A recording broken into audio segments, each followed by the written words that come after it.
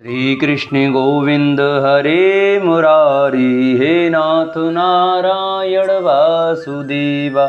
श्री कृष्ण गोविंद हरे मुरारी, हे नाथ नारायण वासुदेवा। बोल बाल कृष्ण लाल की जय। नमस्कार दोस्तों, स्वागत है आप सभी का मेरे YouTube चैनल आर के भक्ति ज्ञान में। भक्तों, आज की वीडियो में हम आपको श्रीमद् भगवत गीता के 6वें अध्याय और महात्म्य की कथा सुनाएंगे। तो सभी भक्तजन हमारी वीडियो को श्रद्धा भाव और प्रसन्नचित्त मन से सुने। तो आइए भक्तों, हम अपनी कथा को प्रारंभ करते हैं। उससे पहले जो भक्त हमारे चैनल पर नए आए हैं, जिन्होंने अभी तक हमारी वीडियो को लाइक नहीं किया है, चैनल को सब्सक्राइब नहीं किया है, तो वो हमारी वीडियो को लाइक करें, चैनल को सब्सक्राइब करें और कमेंट में कृष्ण भगवान की जय अवश्य लिखें, बाल कृष्ण लाल की जय अवश्य लिखें। गजाननं भूतगणाधिसेवितं कपितजम्बुफलचारुभक्षणं उमासुतं शोकविनाशकारकं नमामि विघ्नेश्वरपादपङ्कजं। वसुदेवसुतं देवं कंसचारूढमर्दनं देवकी परमानंदं कृष्णं वन्दे जगद्गुरु। बोलो श्रीमद् भगवद गीता माते की जय। उसके उपरांत श्री कृष्ण महाराज बोले, हे अर्जुन, जो पुरुष कर्म के फलों को न चाहता हुआ करने योग्य कर्म करता है वह सन्यासी और योगी है, और केवल अग्नि को त्यागने वाला सन्यासी योगी नहीं है, तथा केवल क्रियाओं को त्यागने वाला भी सन्यासी योगी नहीं है। इसलिए हे अर्जुन, जो सन्यास ऐसा कहते हैं उसी को तू योग जान, क्योंकि संकल्पों को न त्यागने वाला कोई भी पुरुष योगी नहीं होता। समत्व बुद्धि रूप योग में आरूढ़ होने की इच्छा वाले मनशील पुरुष के लिए योग की प्राप्ति में निष्काम भाव से कर्म करना ही हेतु कहा है, और योगारूढ़ हो जाने पर उस योगारूढ़ पुरुष के लिए सर्व संकल्पों का अभाव ही कल्याण में हेतु कहा है। जिस काल में न तो इंद्रियों के भोगों में आसक्त होता है तथा न कर्मों में ही आसक्त होता है, उस काल में सर्व संकल्पों का त्याग पुरुष योगारूढ़ कहा जाता है। यह योगारूढ़ता कल्याण में हेतु कहीं है। इसलिए मनुष्य को चाहिए कि अपने द्वारा अपना सारा संसार समुद्र में उद्धार करे और अपने आत्मा को अधोगति में न पहुँचावे, क्योंकि यह जीवात्मा आप ही तो अपना मित्र है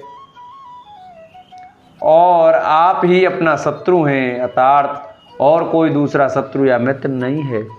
उस जीवात्मा का तो वह आप ही मित्र हैं कि जिस जीवात्मा द्वारा मन और इंद्रियों सहित शरीर जीता हुआ है, और जिसके द्वारा मन और इंद्रियों सहित शरीर नहीं जीता गया है, उसका वह पाप ही शत्रु के सदृश शत्रुता में बरतता है।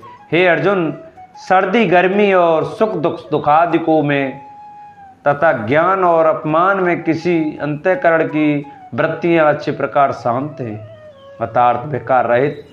हे ऐसे स्वाधीन आत्मा वाले पुरुष के ज्ञान में सच्चिदानंद घन परमात्मा सम्यक प्रकार से स्थित है, अर्थात उसके ज्ञान में परमात्मा के सिवा अन्य कुछ है ही नहीं। ज्ञान विज्ञान से तृप्त है, अंतःकरण जिसका तथा विकार रहित है, स्थिति जिसकी और अच्छी प्रकार जीती हुई है, इंद्रियां जिसकी तथा समान है मिट्टी पत्थर और स्वर्ण जिसके, वह योगी युक्त अर्थात भगवत की प्राप्ति वाला है, ऐसा कहा जाता है। जो पुरुष स्वदमित्र वैरी उदासीन मध्यस्थ द्वेषी और बंधुगणों तथा धर्मात्माओं में और पापियों में भी समान भाव वाला है, अर्थात अतिश्रेष्ठ है।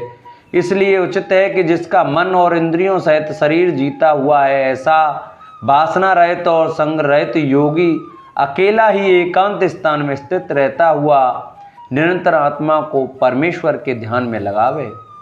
शुद्ध भूमि में कुशा मृगशाला और वस्त्र है, उपरोहित जिसके ऐसे अपने आसन को न अति ऊंचा और न अति नीचा स्थिर स्थापन करके और उस स्थान पर बैठकर तथा मन को एकाग्र करके चित्त चित्त और इंद्रियों की क्रियाओं को वश में किया हुआ अंतःकरण की शुद्धि के लिए योग का अभ्यास करें। उसकी विधि इस प्रकार है कि काया, सिर और ग्रीवा को समान और अचल धारण किए हुए दृढ़ होकर अपनी नासिका के अग्रभाग को देखकर अन्य दिशाओं को न देखता हुआ वह ब्रह्मचर्य के व्रत में स्थित रहता हुआ भय रहित तथा अच्छी प्रकार शांत अंतःकरण वाला और सावधान होकर मन को वश में करके मेरे में लगे हुए चित्त वाला और मेरे में परायण हुआ स्थित हो गए। इस प्रकार आत्मा को निरंतर परमेश्वर के स्वरूप में लगाता हुआ स्वाधीन मन वाला योगी मेरे में स्थित रूप परमानंद पराकाष्ठ वाली शांति को प्राप्त होता है। परंतु हे अर्जुन, यह योग न तो बहुत खाने वाले का सिद्ध होता है और न बिल्कुल खाने वाले का, तथा अति शयन करने के स्वभाव वाले का और न अत्यंत जागने वाले का ही सिद्ध होता है।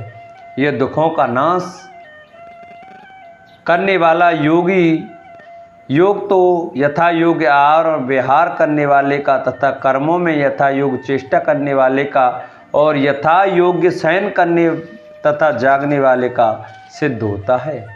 इस प्रकार योग के अभ्यास से अत्यंत वश में किया हुआ चित्त जिस काल में परमात्मा में ही भली प्रकार स्थित हो जाता है, उस काल में संपूर्ण कामनाओं से स्पृह रहित हुआ पुरुष योग युक्त ऐसा कहा जाता है। जिस प्रकार वायु रहित स्थान में स्थित दीपक चलायमान नहीं होता है, वैसे ही उपमा परमात्मा के ध्यान में लगे हुए योगी के जीते हुए चित्त की कही गई है। हे अर्जुन, जिस अवस्था में योग के अभ्यास से निरुद्ध हुआ चित्त उपराम हो जाता है और जिस अवस्था में परमेश्वर के ध्यान से शुद्ध हुए सूक्ष्म बुद्धि द्वारा परमात्मा को साक्षात करता हुआ सच्चिदानंद घन परमात्मा में ही संतुष्ट होता है तथा इंद्रियों में अतीत केवल शुद्ध हुई सूक्ष्म बुद्धि द्वारा ग्रहण करने योग्य जो अनंत आनंद है उसको जिस अवस्था में अनुभव करता है और जिस अवस्था में स्थित हुआ ये योगी भगवत स्वरूप से ही नहीं चलायमान होता है और परमेश्वर की प्राप्ति रूप जिस लाभ को प्राप्त होकर उसे अधिक दूसरा कुछ भी लाभ नहीं मानता है और भगवत प्राप्ति रूप जिस अवस्था में स्थित हुआ है योगी बड़े भारी दुख से ही चलायमान नहीं होता है। जो दुख रूप संसार के संयोग से रहित है तथा जिसका नाम योग है उसको जानना चाहिए। वह योग न उकताए हुए चित्त से यथार्थ तत्पर हुए चित्त से निश्चय पूर्वक करना कर्तव्य है। इसलिए मनुष्य को चाहिए कि सत्कर्म से उत्पन्न होने वाली संपूर्ण कामनाओं को निश्चयता से यथार्थ वासना और आसक्ति रहित त्याग कर और मन के द्वारा इंद्रियों के समुदाय को सब ओर से ही अच्छी प्रकार वश में करके क्रम से अभ्यास करता हुआ उपरामता को प्राप्त होवे तथा धैर्य युक्त बुद्धि द्वारा मन को परमात्मा में स्थित करके परमात्मा के सिवा और कुछ भी चिंतन ना करे। परंतु जिसका मन वश में नहीं हुआ हो उसको चाहिए कि यह स्थिर न रहने वाला और चंचल मन जिस कारण से सांसारिक पदार्थों में विचरता है उससे रोककर बारंबार परमात्मा में ही निरोध करे। क्योंकि जिसका मन अच्छी प्रकार शांत है, जो पाप से रहित है और जिसका रजोगुण शांत हो गया है, ऐसे इस सच्चिदानंद घन ब्रह्म के साथ एक ही भाव हुए योगी को अति उत्तम आनंद प्राप्त होता है। वह पाप रहित योगी इस प्रकार निरंतर आत्मा को परमात्मा में लगाता हुआ सुखपूर्वक पर ब्रह्म परमात्मा की प्राप्ति रूप अनंत आनंद को अनुभव करता है। हे अर्जुन, सर्वव्यापी अनंत चेतन में एक ही भाव से स्थिर रूप योग से संयुक्त हुए आत्मा वाला तथा सब में समभाव से देखने वाला योगी आत्मा को संपूर्ण भूतों से बर्फ में जल के सदृश व्यापक देखता है और संपूर्ण भूतों को आत्मा में देखता है। अर्थात जैसे स्वप्न में जगा हुआ पुरुष स्वप्न के संसार को अपने अंतर्गत संकल्प के आधार पर देखता है, वैसे ही वह पुरुष संपूर्ण भूतों को अपने सर्वव्यापी अनंत चेतन आत्मा के अंतर्गत संकल्प के आधार पर देखता है। जो पुरुष संपूर्ण भूतों में सबके आत्मरूप मुझ वासुदेव को ही व्यापक देखता है और संपूर्ण भूतों को मुझ वासुदेव के अंतर्गत देखता है, उसके लिए मैं अदृश्य नहीं होता हूँ और वह मेरे लिए अदृश्य नहीं होता है, क्योंकि वह मेरे में एक ही भाव से स्थित है। इस प्रकार जो पुरुष एक ही भाव में स्थित हुआ संपूर्ण भूतों में आत्म रूप से स्थित मुझ सच्चिदानंद घन वासुदेव को भजता है, वह योगी सब प्रकार से बरतता हुआ भी मेरे में ही बरतता है, क्योंकि उसके अनुभव में मेरे सिवा अन्य कुछ ही है ही नहीं। हे अर्जुन, जो योगी अपने सदृश्यता से संपूर्ण भूतों में सम देखता है और सुख अथवा दुख को भी सम में सम देखता है, वह योगी परम श्रेष्ठ माना गया है। इस प्रकार भगवान के वाक्यों को सुनकर अर्जुन बोला, हे मधुसूदन, जो यह ध्यान योग्य आपने समत्व भाव से कहा है, इसकी मैं मन के चंचल होने से बहुत काल तक ठहरने वाली स्थिति को नहीं देखता हूँ, क्योंकि हे कृष्ण, यह मन बड़ा चंचल और प्रमथन स्वभाव वाला है तथा बड़ा दृढ़ और बलवान है, इसलिए इसका वश में करना मैं वायु की भांति अति दुष्कर मानता हूँ। इस प्रकार अर्जुन के पूछने पर श्री कृष्ण भगवान बोले, हे महाभाव, निसंदेह मन चंचल और कठिनता से बस में होने वाला है, परंतु हे कुंती पुत्र अर्जुन, अभ्यास अर्थात स्थिति के लिए बारंबार यत्न करने से और वैराग्य में बस में होता है, इसलिए इसको अवश्य वश में करना चाहिए, क्योंकि मन को वश में न करने वाले पुरुष द्वारा योग दुष्प्राय है अर्थात प्राप्त होना कठिन है, और स्वाधीन मन वाले प्रयत्नशील पुरुष द्वारा साधन करने से प्राप्त होना सहज है।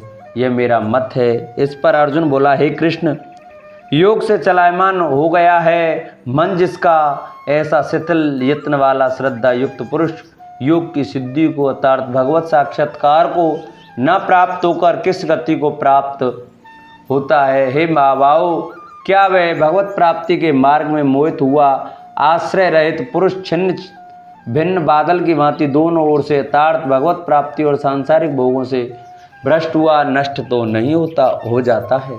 हे कृष्ण, मेरे संशय को संपूर्णता से छेदन करने के लिए आप ही योग्य हैं, क्योंकि आपके सिवा दूसरा इस संशय का छेदन करने वाला मिलना संभव नहीं है।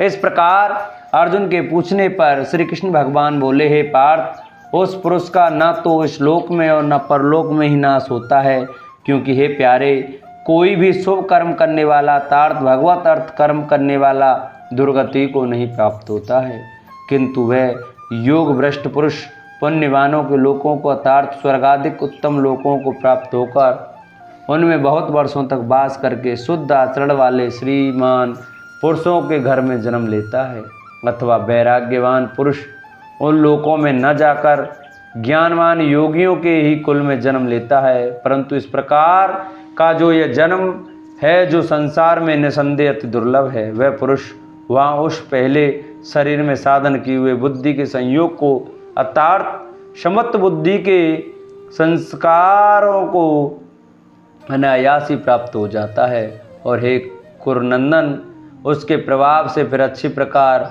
भगवत प्राप्ति के निमित्त यत्न करता है। वह विषयों के वश में हुआ भी उस पहले के अभ्यास से ही निसंदेह भगवत की ओर आकर्षित किया जाता है, तथा समत्त बुद्धि रूप योग का जिज्ञासु भी वेद में कहे हुए सकाम कर्मों के फल को उल्लंघन कर जाता है। जबकि इस प्रकार मंद प्रयत्न करने वाला योगी भी परम गति को प्राप्त हो जाता है, तब क्या कहना है कि अनेक जन्मों से अंतःकरण की शुद्धि रूप सिद्धि को प्राप्त हुआ और अति प्रयत्न से अभ्यास करने वाला योगी संपूर्ण पापों से अच्छी प्रकार शुद्ध होकर उस साधन के प्रभाव से परम गति को प्राप्त होता है, अर्थात परमात्मा को प्राप्त होता है, क्योंकि योगी तपस्वियों से श्रेष्ठ हैं और शास्त्र के ज्ञान वालों से ही श्रेष्ठ माना गया है, अर्थात सकाम कर्म करने वाले भी योगी श्रेष्ठ हैं। इससे हे अर्जुन, तू योगी हो। हे प्यारे, संपूर्ण योगियों में जो श्रद्धावान योगी मेरे में लगे हुए अंतरात्मा में मेरे को निरंतर भजता है, वह योगी मुझे परम श्रेष्ठ है। इति श्रीमद् भगवत गीता उपनिषद एवं ब्रह्म विद्या तथा योग शास्त्र विषयक श्री कृष्ण और अर्जुन के संवाद में आत्म संयोग नामक 6वां अध्याय पूरा हुआ। अब आपको हम 6वें अध्याय के महात्म की कथा सुनाएंगे। श्री भगवान कहते हैं, सुमुखी, अब मैं 6ठे अध्याय का महात्म बताता हूँ, जिसे सुनने वाले मनुष्यों के लिए मुक्ति करतलगत हो जाती है। गोदावरी नदी के तट पर प्रतिष्ठानपुर पैठण नामक एक विशाल नगर है, जहाँ मैं पिपलेश के नाम से विख्यात होकर रहता हूँ। उस नगर में जांश्रुति नाम का एक राजा रहते थे, जो भूमंडल की प्रजा को अत्यंत प्रिय थे। उनका प्रताप मार्तंड मंडल के प्रचंड तेज के समान जान पड़ता था। प्रतिदिन होने वाले उनके यज्ञ के धुएं से नंद नंदन के कल वृक्ष इस प्रकार काले पड़ गए थे, मानो राजा की असाधारण दानशीलता देखकर वे लज्जित हो गए हों। उनके यज्ञ में प्राप्त पुरोडास के रसास्वादन में सदा आसक्त होने के कारण देवता लोग कभी प्रतिष्ठानपुर को छोड़कर बाहर नहीं जाते थे। उनके दान के समय छोड़े हुए जल की धारा प्रताप रूपी तेज और यज्ञ के धुओं से पुष्ट होकर मेघ ठीक समय पर वर्षा करते थे। उस राजा के शासन काल में इतियां खेती होने वाले 6 प्रकार के उपद्रवों के लिए कहीं थोड़ा भी स्थान नहीं मिलता था और अच्छी नीतियों का सर्वत्र प्रसार होता था। वे बावली कुएं और पोखरें खुदवाने के बहाने मानो प्रतिदिन पृथ्वी के भीतर की निधियों का अवलोकन करते थे। एक समय राजा के दान, तप, यज्ञ और प्रजा पालन से संतुष्ट होकर स्वर्ग के देवता उन्हें वर देने के लिए आए। वे कमल नाल के समान उज्जवल हंसों का रूप धारण कर अपनी पंखें हिलाते हुए आकाश मार्ग से चलने लगे। बड़ी उतावली के साथ उड़ते हुए वे सभी हंस परस्पर बातचीत भी करते जाते थे। उनमें से भद्राश्व आदि 2-3 हंस वेग से उड़कर आगे निकल गए। तब पीछे वाले हंसों ने आगे जाने वाले को संबोधित करके कहा, अरे भाई भद्राश्व, तुम लोग वेग से चलकर आगे क्यों हो गए? यह मार्ग बड़ा दुर्गम है, इसमें हम सबको साथ मिलकर चलना चाहिए। क्या तुम्हें दिखाई नहीं देता? ये सामने ही पुण्य मूर्ति महाराज जांश्रुति का तेज पुंज अत्यंत स्पष्ट रूप से प्रकाशमान हो रहा है। उस तेज से भस्म होने की आशंका है, अतः सावधान होकर चलना चाहिए। पीछे वाले हंसों के वचन सुनकर आगे वाले हंस हंस पड़े और उच्च स्वर से उनकी बातों की अवहेलना करते हुए बोले, अरे भाई, क्या इस राजा जांश्रुति का तेज ब्रह्मवादी महात्मा रैक के तेज से भी अधिक तीव्र है? हंसों की यह बातें सुनकर राजा जांश्रुति अपने ऊंचे महल की छत से उतर गए और सुखपूर्वक आसन पर विराजमान हो अपने सारथी को बुलाकर बोले, जाओ महात्मा रैक को यहाँ लेके आओ। राजा का यह अमृत के समान वचन सुनकर मैं नामक सारथी प्रसन्नता प्रकट करता हुआ नगर से बाहर निकला। सबसे पहले उसने मुक्तिदायिनी काशीपुरी की यात्रा की, जहाँ जगत के स्वामी भगवान विश्वनाथ मनुष्यों को उपदेश दिया करते हैं। उसके बाद वह गया क्षेत्र में पहुंचा, जहाँ पर फुल नेत्रों वाले भगवान गदाधर संपूर्ण लोगों का उद्धार करने के लिए निवास करते हैं। तदंतर नाना तीर्थों में भ्रमण करता हुआ सारथी पापनाशनी मथुरापुरी में गया। यह भगवान श्री कृष्ण का आदि स्थान है, जो परम महान एवं मोक्ष प्रदान करने वाला है। वेद और शास्त्रों में यह तीर्थ त्रिभुवनपति भगवान गोविंद के अवतार स्थान के नाम से प्रसिद्ध है। नाना देवता और ब्रह्मर्षि उसका सेवन करते हैं। मथुरा नगर कालिंदी यमुना के किनारे शोभा पाता है। उसकी आकृति अर्धचंद्र के समान प्रतीत होती है। वह सब तीर्थों के निवास से परिपूर्ण है। परम आनंद प्रदान करने के कारण यह सुंदर प्रतीत होता है। गोवर्धन पर्वत के होने से मथुरा मंडल की शोभा और भी बढ़ जाती है। वह पवित्र वृक्षों और लताओं से आवृत है। उसमें 12 वन हैं। वह परम पुण्यमय तथा सबको विश्राम देने वाले श्रुतियों के सारभूत भगवान श्री कृष्ण की आधार भूमि है। तत्पश्चात मथुरा से पश्चिम और उत्तर दिशा की ओर बहुत दूर तक जाने पर सारथी को काश्मीर नामक नगर दिखाई दिया, जहाँ शंख के समान उज्जवल गगनचुम्बी महलों की पंक्तियां भगवान शंकर के अट्टास की भांति शोभा पाती हैं। जहाँ ब्राह्मणों के शास्त्रीय आलाप सुनकर मूक मनुष्य भी सुंदर वाणी और पदों का उच्चारण करते हुए देवता के समान हो जाते हैं। जहाँ निरंतर होने वाले यज्ञ धूम से व्याप्त होने के कारण आकाशमंडल मेघों से धुलते रहने पर भी अपनी कलिमा नहीं छोड़ता, जहाँ उपाध्याय के पास आकर छात्र जन्मकालीन अभ्यास से ही संपूर्ण कलाएं स्वतः पढ़ लेते हैं, तथा जहाँ माणिक्येश्वर नाम से प्रसिद्ध भगवान चंद्रशेखर देहधारियों को वरदान देने के लिए नित्य निवास करते हैं। काश्मीर के राजा माणिक्येश ने दिग्विजय में समस्त राजाओं को जीतकर भगवान शिव का पूजन किया था, तभी से उनका नाम माणिक्येश्वर हो गया था। उन्हीं के मंदिर के दरवाजे पर महात्मा रैक एक छोटी सी गाड़ी पर बैठे अपने अंगों को खुजलाते हुए वृक्ष की छाया का सेवन कर रहे थे। इसी अवस्था में सारथी ने देखा। राजा के बताए हुए भिन्न भिन्न चिन्हों से उसने शीघ्र ही रैक को पहचान लिया और उनके चरणों में प्रणाम करके कहा, ब्राह्मण, आप किस स्थान पर रहते हैं? आपका पूरा नाम क्या है? आप तो सदा स्वच्छंद बिसरने वाले हैं, फिर यहाँ किस लिए ठहरे हैं? इस समय आपका क्या करने का विचार है? सारथी के वचन सुनकर परम आनंद से निमग्न महात्मा रैक ने कुछ सोचकर उससे कहा, यद्यपि हम पूर्ण काम हैं, हमें किसी वस्तु की आवश्यकता नहीं है, तथापि कोई भी हमारी मनोवृत्ति के अनुसार परिचर्या कर सकता है। रैक के हार्दिक अभिप्राय को आदरपूर्वक ग्रहण करके सारथी धीरे से राजा के पास चल दिया। वहाँ पहुंचकर राजा को प्रणाम करके उसने हाथ जोड़कर सारा समाचार निवेदन किया। उस समय स्वामी के दर्शन से उसके मन में बड़ी प्रसन्नता थी। सारथी के वचन सुनकर राजा के नेत्र आश्चर्य से चकित हो उठे। उनके हृदय में रैक का सत्कार करने की श्रद्धा जागृत हुई। उन्होंने 2 कचरियों से जुती हुई एक गाड़ी लेकर यात्रा की, साथ ही मोती के हार, अच्छे अच्छे वस्त्र और एक सहस्त्र गौएं भी ले ली।